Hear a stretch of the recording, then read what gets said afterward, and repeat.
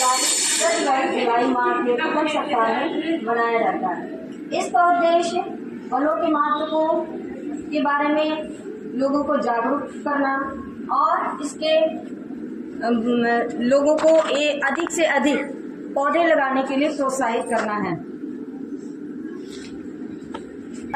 होने से पहले सन 1947 में MS रंधावा जी ने यानी पंजाबी वनस्पति शास्त्री जी ने 20 जुलाई से 27 जुलाई तक वृक्षारोपण समारोह का आयोजन किया था और सन 1950 में KM मुंशी जी ने इनके इस विचार को आगे बढ़ाया और उन्हें एक राष्ट्रीय उत्सव के रूप में स्थापित किया था।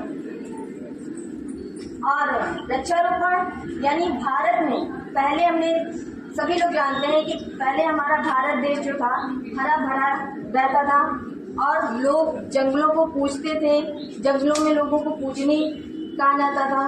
तो आज के समय में वनों को काटा जा रहा है, वनों का ह्रास हो रहा है, जीव जंतु पशु पक्षी को कोई ठिकाना नहीं रह गया और जो जातियां प्रजातियां जो है विलुप्त हो रही है। इसी बात को देखते हुए भारत सरकार ने 33 करोड़ प्रतिवर्ष 33 करोड़ वृक्षारोपण करने का लक्ष्य रखा और उसे पूरा भी किया।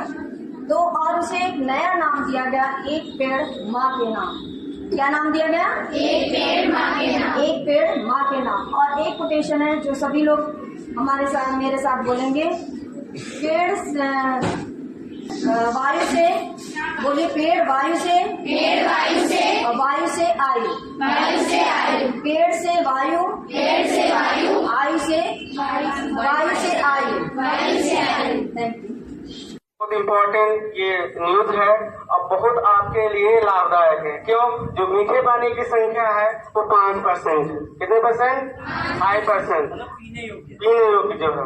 बाकी तो पानी बहुत है, लेकिन जो ओशन में है पानी ही पानी है। That water we can not use in irrigation, we can not make food for the ocean water, we can not use in factories, क्योंकि उसे ना हम खाने के योग्य में ले सकते हैं, ना पीने के, ना सिंचाई के योग्य।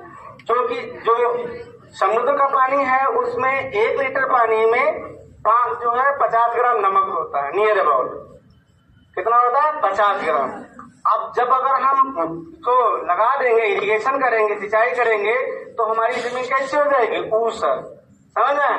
ऊसर हो जाएगी। वो पीएच मान बैलेंस करने के लिए तुमने देखा होगा सीरा डालते हैं, मई डालते हैं।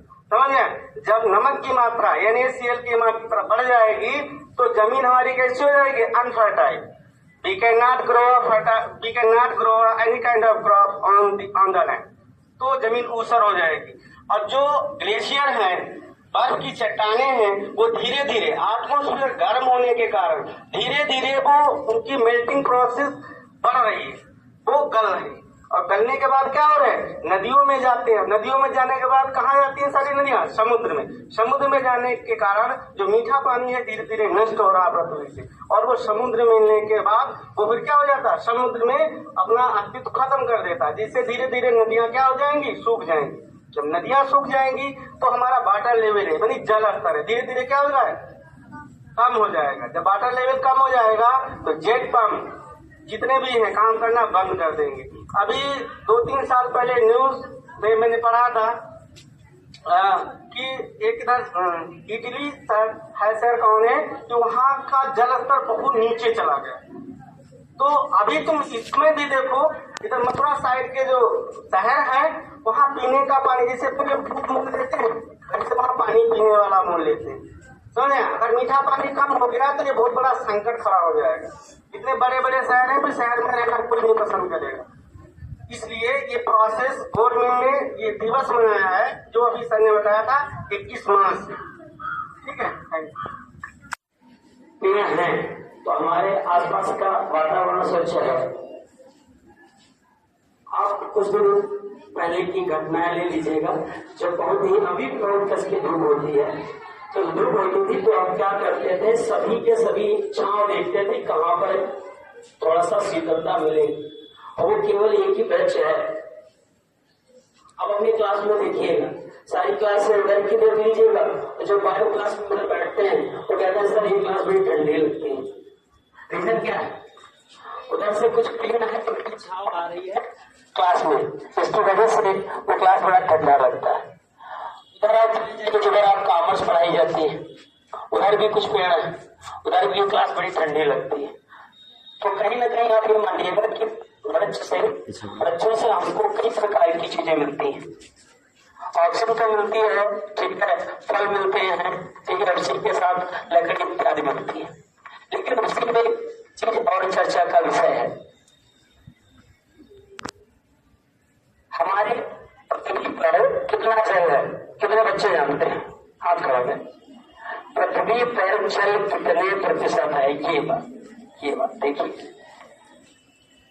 अब धीरे धीरे हाथ खड़े कराएं, बताओ कितने परसेंट? ने बोला है 70%। कितना? 70।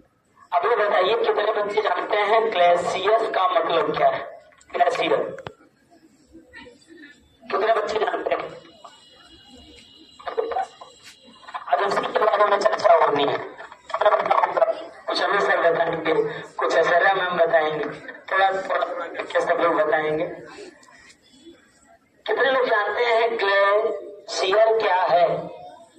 हम बताते हैं आपको। ग्लेशियर का मतलब होता है हिम चट्टान। क्या?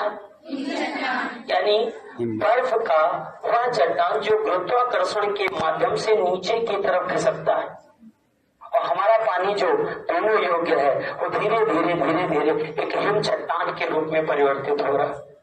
मतलब नदियां जो है वो नदियां नहीं दिखाई देंगी। नदियों में क्या दिखाई देगा? केवल क्या दिखाई देगा? जल नहीं दिखाई देगा। क्या दिखाई दे रहा है? बर्फ की चट्टानें दिखाई दे रही। ये क्या होंगे? ये पूरी तरह से डूब जाएंगे, क्योंकि अभी इस समय वर्तमान समय में इनका जैसे कि जो यहाँ पास है स्तर तो 1.5 है। अगर जो इनका स्तर 2 हो गया तो यानी कि वो 15 शहर जो हैं जो पूरे विश्व में जो बहुत महत्वपूर्ण है वो सब डूब जाएंगे। और ग्लेशियर आपको पता होगा, भारत में सबसे बड़ा ग्लेशियर है सियाचिन ग्लेशियर, और विश्व में सबसे बड़ा है सेलर, ठीक है। और सबसे लंबा अगर जो कहा जाए तो भारत का तो ये सियाचिन ग्लेशियर है, जो हमें आगामी समय में क्या है धीरे धीरे पिघल रहा है। क्यों पिघल रहा है? ग्लोबल वार्मिंग के कारण, क्योंकि जैसे जैसे ग्लोबल वार्मिंग जो बढ़ती जा रही है इसी के कारण यहाँ पर जो ग्लेशियर है यानी कि हिमनद जिसे बोलते हैं, ये धीरे धीरे अपना स्तर पिघलते जा रहे हैं। और इससे क्या होते हैं, नदियों में जो उनके आसपास के जो शहर हैं वो क्या होते जा रहे हैं, वहां पर पानी का स्तर बढ़ता जा रहा है। और जो आप लोगों को ये सर ने भी बताया है, मैम ने बहुत अच्छे से बताया है कि ग्लेशियर जो पीने योग्य पानी होता है, ठीक है, धन्यवाद।